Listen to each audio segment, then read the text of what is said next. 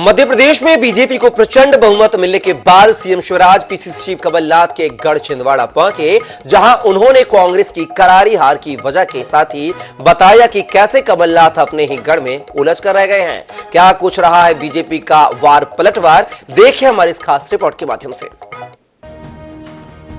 मध्य प्रदेश में कांग्रेस की हार की कई वजहें सामने आई, लेकिन शिवराज ने जो वजह गिनाई उस पर किसी का ध्यान नहीं गया। छिंदवाड़ा में कमलनाथ चुनाव लड़ रहे थे, लेकिन वहां बीजेपी कार्यकर्ताओं ने ऐसी रणनीति बनाई कि उन्हें स्थानीय स्तर पर ही ज्यादा फोकस करना पड़ा। कह सकते हैं कि कमलनाथ यहां उलझ गए। चुनाव परिणाम के बाद शिवराज सिंह चौहान का यहां पहुंचना इस बात का संकेत है कि बीजेपी कार्यकर्ताओं ने यहां जी तोड़ मेहनत की।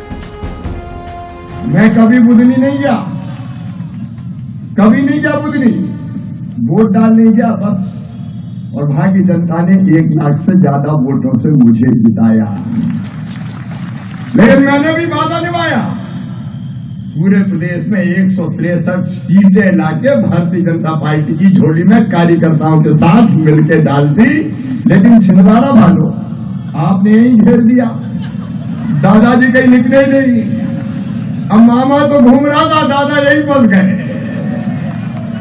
रोज सवेरे शाम छिंदवाड़ा, कहाँ है बोले छिंदवाड़ा ही है।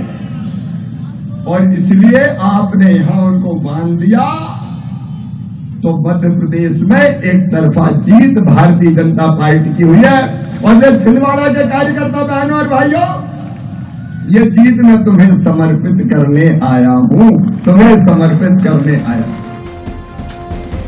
मध्य प्रदेश के विधानसभा चुनाव में 150 सीटों के साथ सरकार बनाने का दावा करने वाली कांग्रेस 66 सीटों पर ही सिमट कर रह गई।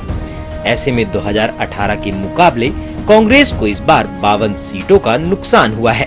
वहीं बीजेपी को 57 सीटों का फायदा मिला है। ब्यूरो रिपोर्ट के साथ राजेश दीक्षित, INS 24/7 छिंदवाड़ा।